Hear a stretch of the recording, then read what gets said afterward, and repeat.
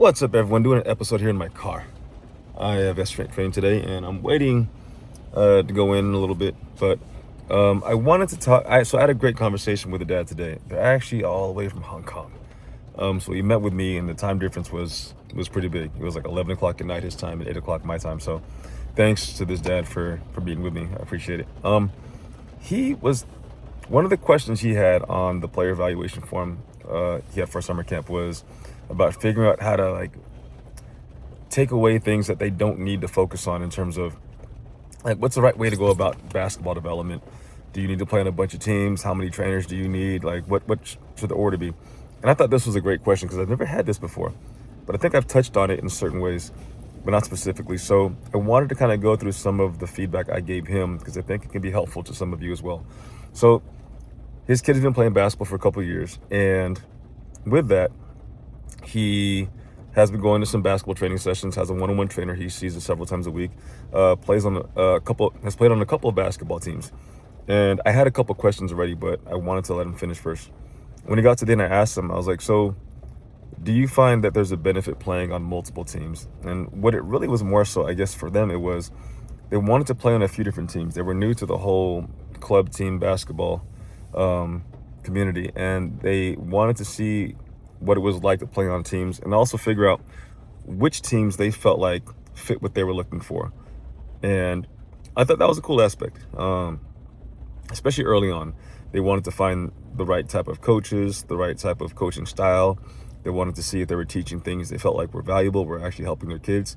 So I asked them, do you think you would be able to narrow down the number of teams you place on to one team that you feel like fits most of the qualifications you wanted to have?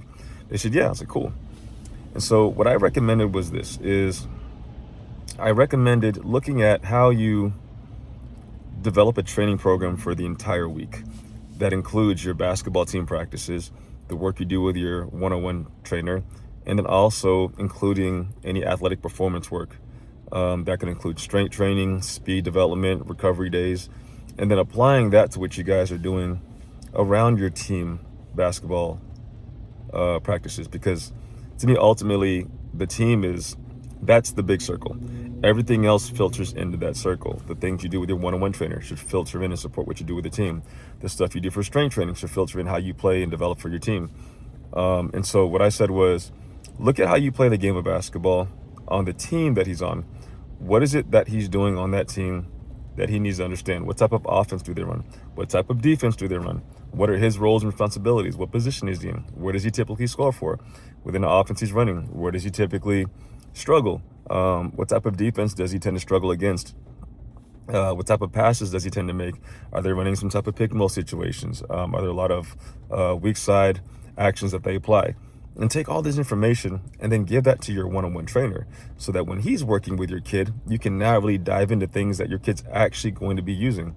I think a lot of times people go and see one-on-one trainers and it's pretty much just like, well, here, work on these moves.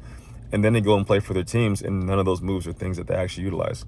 And then there's a disconnect. Sometimes it's like, I've been working on all this stuff with my trainer. How come coach won't let me use it?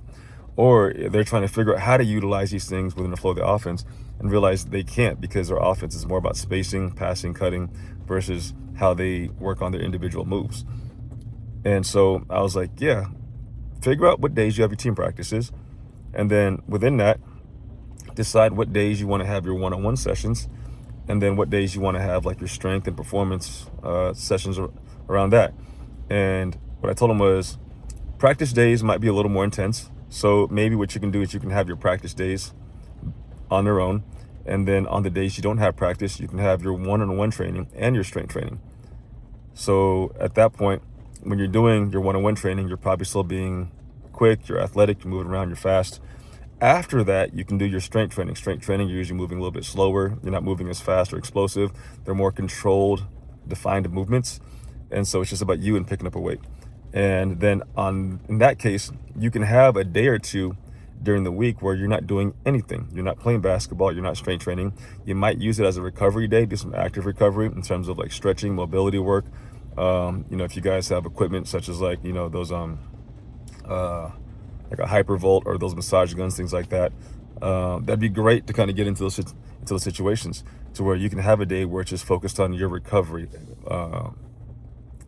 I thought that was a good opportunity to kind of paint a picture of what I think a lot of players and families can start to look at how they want to design like their weekly program. I know things get in the way like school, but ultimately there has to be some type of consistency around when you practice, when you train, when you're doing your strength training, and when you recover. There has to be a day for that. If every day is hard, then it makes it difficult. That's why I told them sometimes, a lot of times you'll hear NBA players or even college players, like they'll stack days to where, like I said, they'll put, like their practice day and then a workout. And so the next day they can have that as just like a full rest day instead of having every day be something. Sometimes your schedule might require you to have every day be something. But if you are able to, say, do, your one-on-one training after school, and then you can do your strength training and then go home and do some homework, then it puts everything on that one day. So, the next day it's just, I get to rest. I had a good Monday at team practice. I had a good Tuesday with my trainer, went to the gym, worked out, got in my lift. Wednesday, I get to recover, make sure I focus on some homework. I'm not falling behind, do some extra studying. And then Thursday, we have a practice again. Friday, we can do my one-on-one stuff with my trainer, go back to the gym. Saturday, if we have games, cool. And then Sunday, I get to rest and then do it all over again. So I thought that was something that I think a lot of people may not think about in terms of their schedule, not overloading it. One of the questions he had, or one of the things he said was, he struggled with wondering if they're not doing enough, if maybe playing on more teams might be necessary. And I told him, I was like, I honestly don't think so. If you're playing on more teams, then maybe the team you're playing for is not the one for you, or maybe you think it's missing something and you might need to find a different team. I would say instead of trying to play for a bunch of teams and having one team be the main team, and then some other teams are just kind of like, teams in the back end, like your side teams in a way. Like focus on being great at that one team. And if you feel like you've gotten to the point where you've maxed out your potential on this one team, there's nothing else they can do for you. You're the best player that they have. You understand everything and all the rules and responsibilities and all the actions and the defensive concepts that coach has put into play. And you want to play against better competition. You want better teammates because you feel like you are the best on that team regardless. Then find a program that plays at a higher level. Join, one of those, like EYBL teams if you're able to. But I would say only do that if you feel like you've completely mastered the things and the concepts that you're learning on this team. So I wouldn't necessarily bog down your time with more things and extra. I feel like that's just extra fat. You don't need that. You have enough from the team stuff that you're getting to where I don't think getting work with another team is really going to be beneficial. And maybe it will. I was asking him if he felt like there was some confusion around maybe having different coaches giving different messages. But really, my question wasn't, I think he took it more like, do I think like his son's able to comprehend the information, and understand it? But it was more from like, do you think because of that, it just might be a hindrance in terms of getting all these messages from different people?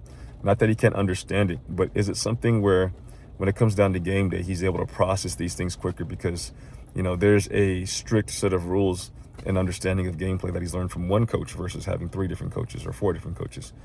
And one of the things that we also discussed was sometimes in gameplay, when things are hectic, like he's facing pressure, like a double team or a trap, he tends not to make the best decision.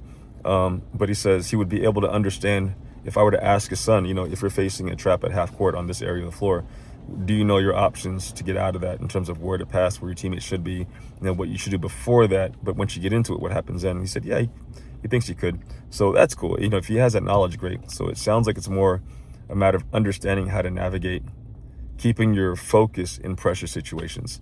Sounds like he understands what to do. It's just when things get hectic on the court, his brain just kind of like pauses and he's not able to really think clearly through those. So I said, that's really where like practicing those game situations are important.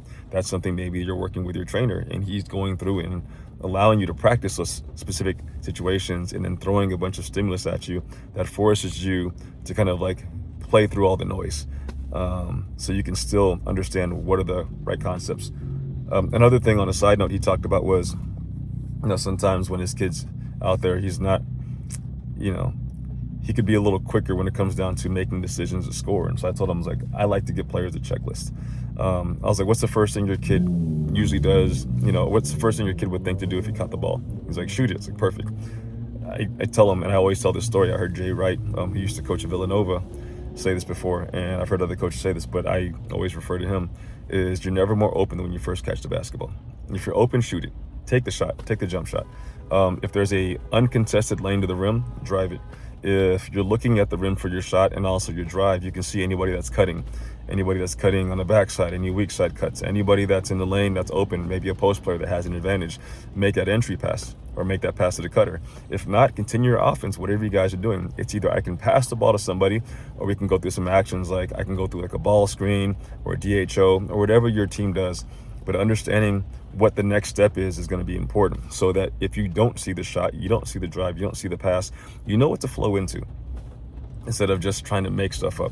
And that's one of the things I'm trying to get my sixth grade team to understand, is when things don't happen here, doesn't mean it's done. We just flow into the next thing. And as long as we understand what the rules are based off how the defense guards us, we should be able to flow seamlessly as much as possible. But it's also about them slowing down, reading the situations better, not forcing things off the dribble and driving into gaps that don't exist, but allowing us to really play through a lot of movement off the ball especially. So that's just a conversation I wanted to kind of update you guys on with the parent that I had, which was a great conversation. I thought this guy had some good insights, and I think we had a breakthrough on some things in terms of scheduling that they can put together. I don't know if it'll work out. Again, I don't know when his practice days are or whatnot, but hopefully it kind of gives them a framework to build around, and hopefully it gives you the same thing. So kind of backtrack a little bit. I told him, I was like, yeah, have your team practice days. And then on the days you don't have practice, you can do your one-on-one training with your trainer and try to relate that information back to what you do as a team. Maybe stack that day with a strength training session after your training session, or even after your practice session, but most of the time practices are in the evenings or later. So you can probably do a one-on-one session earlier in the day. You can do your strength training session after that, get your homework done later on, and then have one day where you're just resting and recovery. And then you can repeat that process again. And I think instead of looking at doing too much for the entire week, look at this from the span of several months or even several years. If you're able to maintain this consistency for a longer duration of time versus trying to overload your kid week after week with too many practices, too many games, too many training sessions, and not feeling like you're consistent with either one of those things, I don't think you're going to get anywhere. So this allows you to keep a steady streak. I think somebody that goes to strength training session twice in 1 week and then doesn't come back like a month later is not going to do as well as somebody that goes to strength training session maybe once a week but for an entire year. I think just the consistency is going to be something that really builds upon what they can do better in the end and the results they can get. So that's it, 12-minute video. Hopefully this was cool and provided with some information, but yeah, that's it. That's all I got. Anyways, I'm about to get in here, do some strength training with the athletes here in the city, and then we're going to get to work. Anyways, peace.